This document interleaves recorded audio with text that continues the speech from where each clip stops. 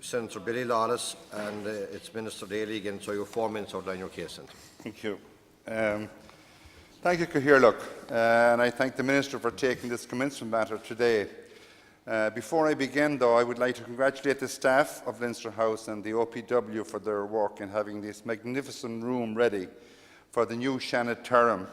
You know, I got a shock when I walked in here.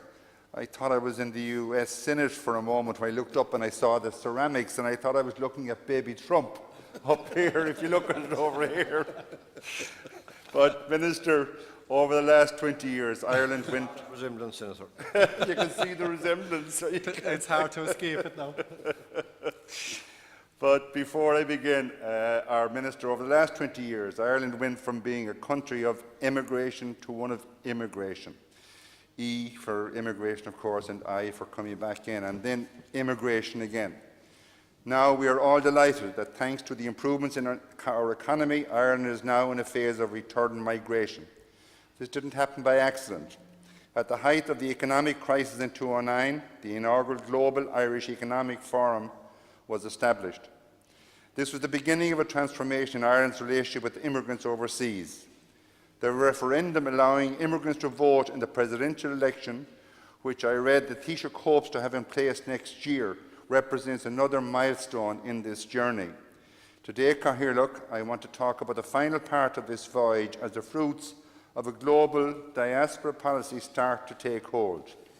For the first time since the crash, we are returning to net inward migration, and 400 Irish citizens living abroad are returning every week to live in Ireland.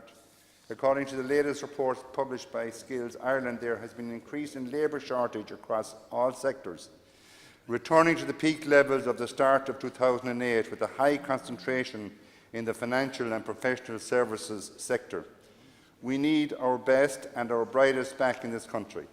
And what I have submitted in my pre-budget submission, which I intend to publish later today, called for some substantively small changes to be made that could have big outcomes in both encouraging immigrants to return as well as providing a smooth reintegration of those who left Ireland.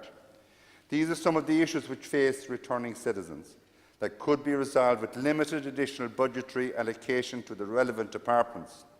Absence of a single point of online website that could provide clear information for returning immigrants accessing services, not to be referring them out to the different agencies, in other words, having a one-stop shop here ourselves.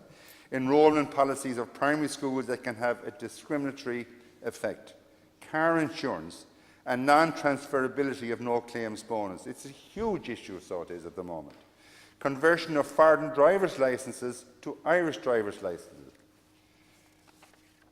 Government, landlord and banking demands for requiring evidence of utility bills as proof of address. It's so difficult to open a bank account for returning immigrants here.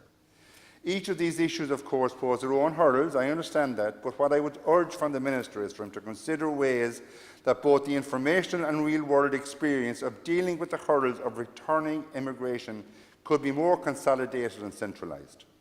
For example, a wonderful tool for existing citizens understanding and interacting with our state services is the Citizens Information website.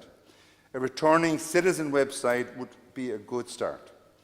I recognise that there are actuarial issues for car insurance, perhaps safety issues for driver's licences, but the lazy option is to effectively make returning immigrants jump through hoops, whereas there has to be scope for better and easier accessibility of state, banking and educational services for those returning home.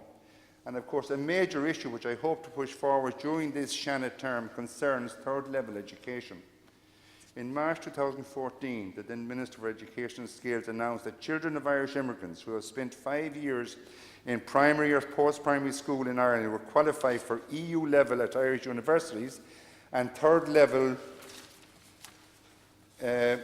institutions for undergraduate courses from the 2014-15 academic year. This move, while welcome, does not serve a person who may have immigrated with their children either at the start of the recession or before and now want to return. Their children could qualify for the merit programme for scholarships to US colleges, but because they are Irish citizens, they cannot avail of any scholarship in the United States. If they come back to Ireland, they will have to pay almost full fees to attend an Irish university. That's not right. We need to do better, Minister, for our returning immigrants, and I look forward to hearing your reply. Thank you. Thank you very much. Minister.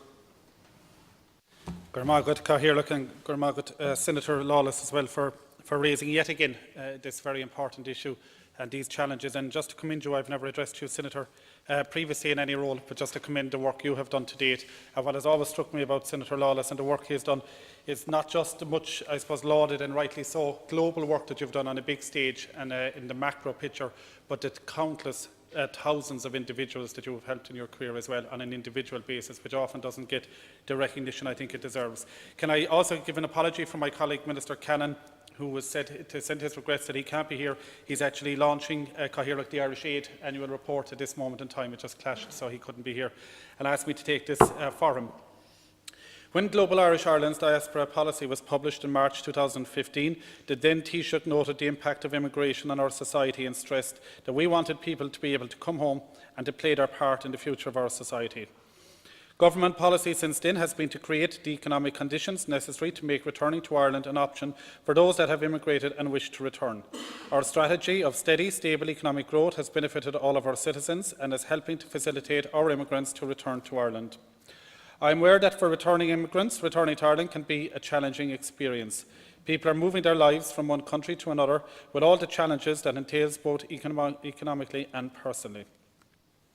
The Department of Foreign Affairs and Trade, through the Immigrant Support Programme, provides significant funding and support to organisations including Cross-Care Migrant Project and Safe Home Ireland, which work with citizens who wish to return to Ireland. Over the last decade, over €4 million has been allocated to Irish-based organisations working with returning immigrants. In addition, the Minister of State for the Diaspora chairs the Interdepartmental Committee on the Irish Abroad, which works to ensure that government works in a joined-up way to realise the objectives of our diaspora strategy. This includes addressing issues affecting the Irish abroad and those seeking to return. Over the past year, the Interdepartmental Committee on the Irish Abroad has focused its work on addressing government procedures reported to be negatively affecting returning Irish immigrants. Work is continuing in a number of departments on addressing issues that have been raised at the Interdepartmental Committee. To build on the work of this committee in addressing such barriers, the Department of Foreign Affairs and Trade has commissioned an economic report on barriers to return. In particular, the report will review and propose measures to address difficulties in areas that are not immediately within the remit of departments to alleviate. The report will inform government policy and actions in relation to difficulties it finds. In addition to assisting to address potential barriers, the Department of Foreign Affairs and Trade is always looking for new and innovative ways to assist Irish people abroad and those returning. Research suggests that time spent living abroad improves capacity to succeed in creating and growing businesses. At the same time, returning immigrants face challenges unique to them in setting up a business.